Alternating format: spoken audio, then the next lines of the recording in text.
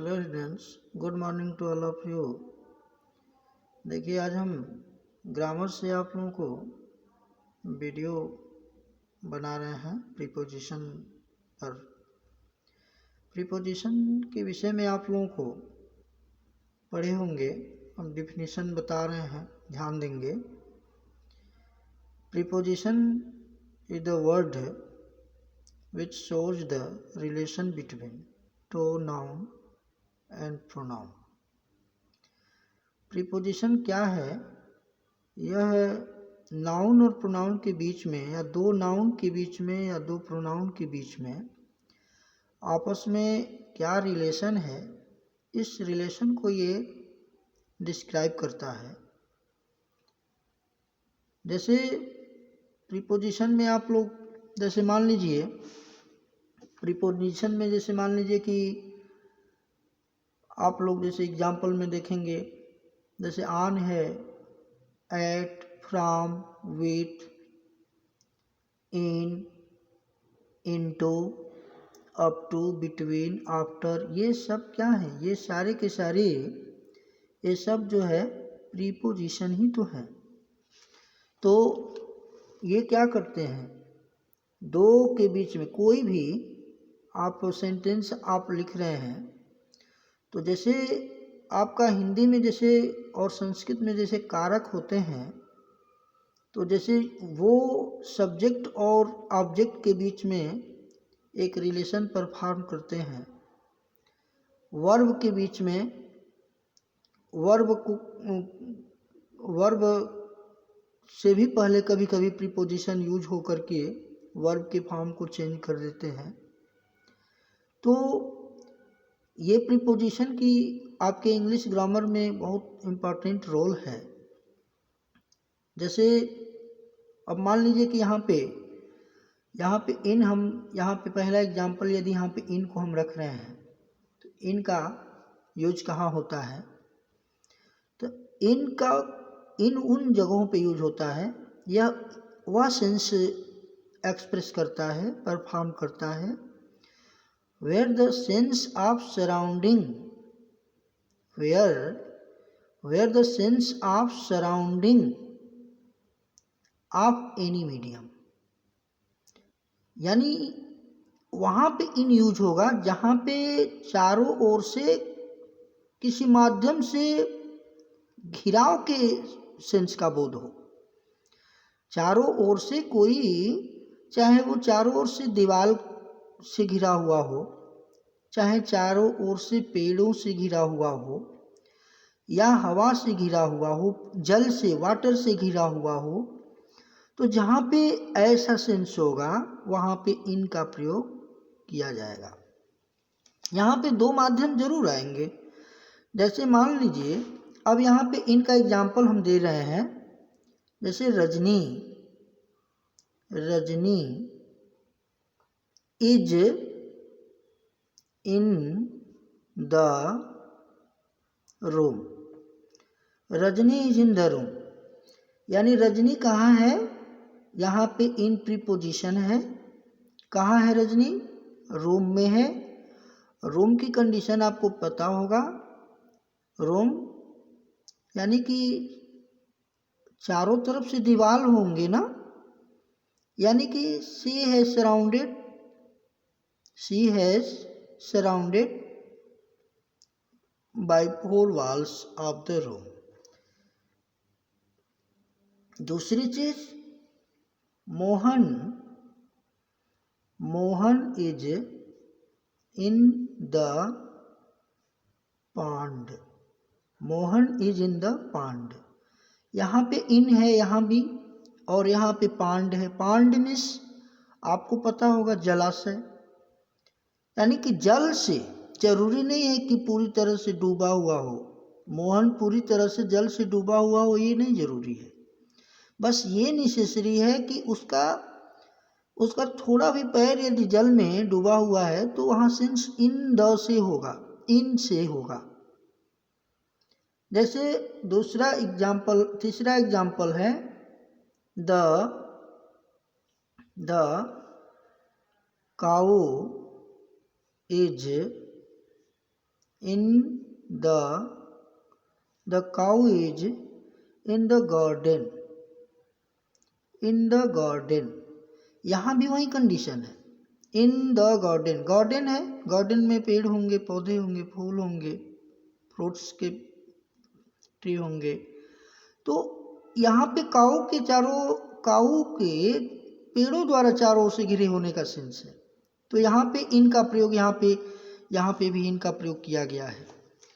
दूसरी चीज और भी इनकी कंडीशन यूज की जाती है, जैसे किसी पर्सन के जो मूड है उसकी मनोदशा है, उसको भी इनके द्वारा परफॉर्म किया जाता है। जैसे मान लीजिए कि दिया हुआ हो Ramesh is in danger at this time, या फिर ऐसे ही रहने दीजिए। तो रमेश, डेंजर मीन्स होता है खतरा, Ramesh is in danger, Ramesh खतरे में है। एट दिस टाइम यानी इस समय, रमेश इस समय खतरे में है। Ramesh is out of danger, Ramesh खतरे से बाहर है। यानी रमेश,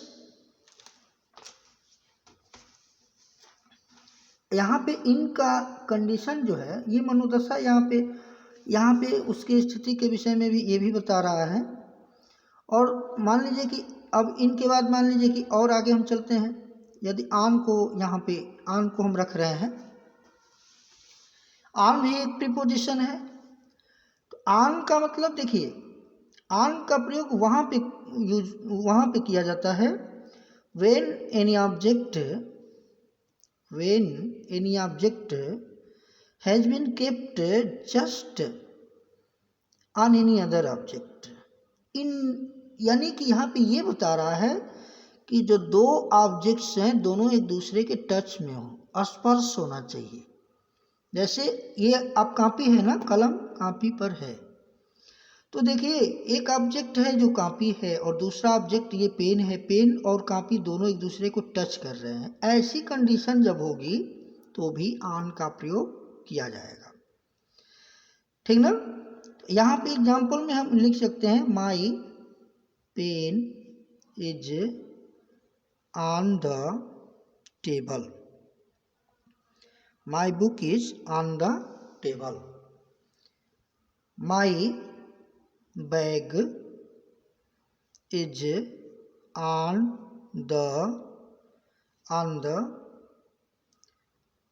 द बॉक्स, ठीक ना।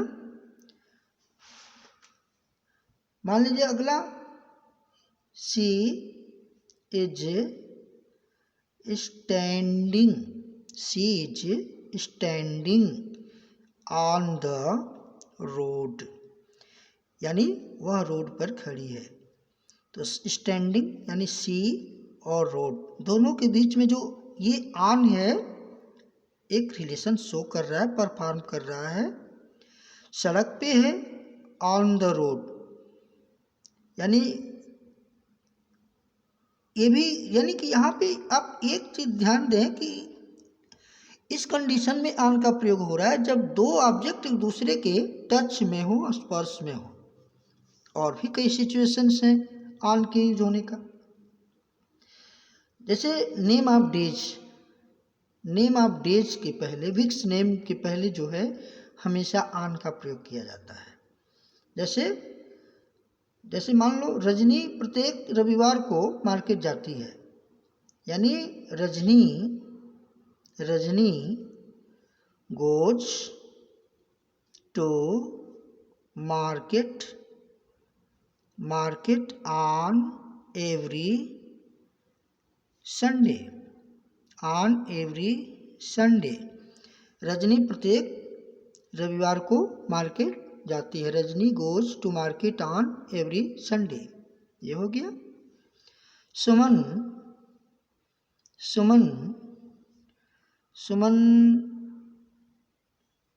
गोज